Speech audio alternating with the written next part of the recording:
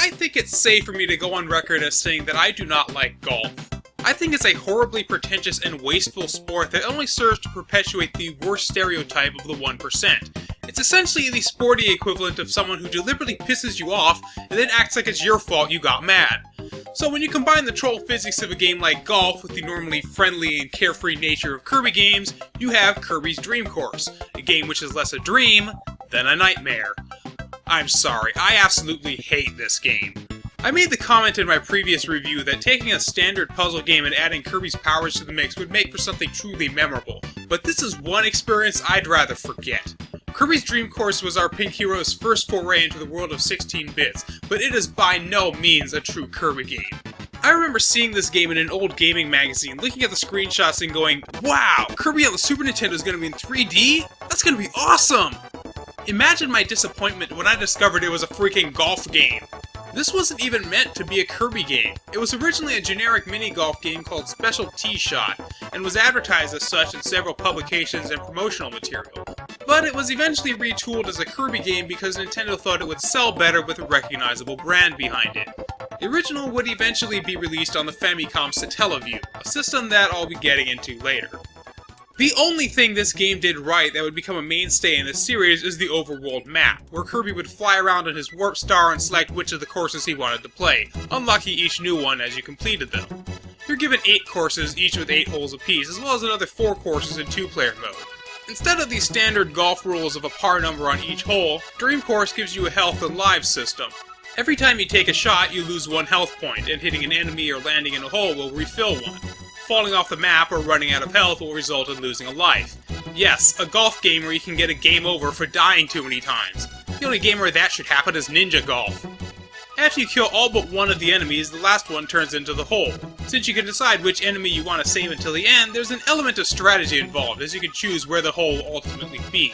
And once you hit Kirby into it, you complete the stage. Of course, that's easier said than done, because Kirby is only a few pixels smaller than the hole. You are going to overshoot this hole so many freaking times, you're going to want to throw your game out the window! Crap! Crap! Crap! Crap! Are you too good for your home? Answer me! There are 3 different types of shots you can make. A normal shot, a long shot, and a chip shot, as well as the ability to add curve or spin to the ball. Hitting enemies with power-ups will give you access to that power, allowing you to do things like kill enemies you ordinarily wouldn't be able to, scoot over water, or stop your momentum at will. The inclusion of these power-ups is the one thing that makes the game unique from other isometric golf games, but is also the feature that results in completely crippling any chance the game has to be enjoyable. The power-ups in this game manage to completely change how the game plays. Making it a golf game already resulted in giving the player only a minor semblance of control, and adding Kirby's power-ups to the mix only adds to the frustration. That really is the perfect way to describe this game. Frustrating. Very, very frustrating.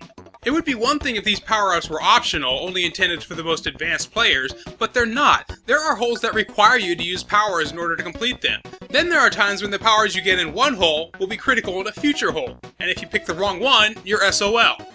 It almost reminds me of games like Dragonlance or XCOM, where you're given a number of options at the beginning that may all be perfectly valid, but picking the wrong one will cause you to lose later on, simply because you're not psychic, and that is not a good feature to have in a Kirby game.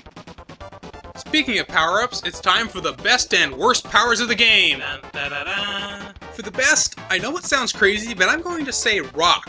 Rock has the unique ability to completely stop your momentum, which means no more overshooting that freaking hole. As for the worst, I'm going with High Jump. It is crucial for beating a number of holes, but after that point it simply becomes a way of easily falling off the field, which you're pretty much guaranteed to do if you use it anywhere near an edge. I would make the argument that this game is similar to Kirby's Pinball Land, in the sense that it can't be beaten simply through sheer determination. But I don't think that's true. In fact, I think the opposite is true. In order to beat the later levels in the game, it's pretty much expected of you to have a pen and paper with you, on your lap as you play the game, taking meticulous notes for every single shot you make, and then anyone can beat the game once they have the instructions. Let's see, curve 2 to the right, turn 10 clicks to the right. Just under max power, activate spike. Now, there we go. Aim at the hole, and half power here. Haha, that was fun. Ugh, Kirby's Dream Course takes all the nuance and subtlety out of the game of minigolf, distilling it into nothing more than a strictly regimented and punishing puzzle game. This results in a game with a severe case of multiple personality disorder. Is it a Kirby game, a puzzle game, a golf game?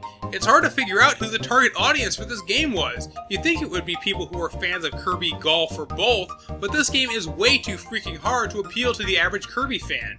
You have so little control over Kirby, so it completely goes against the traditional mantra of easy and enjoyable. So maybe you'd say it's intended for people who like golf. Again, I don't see how that would be possible.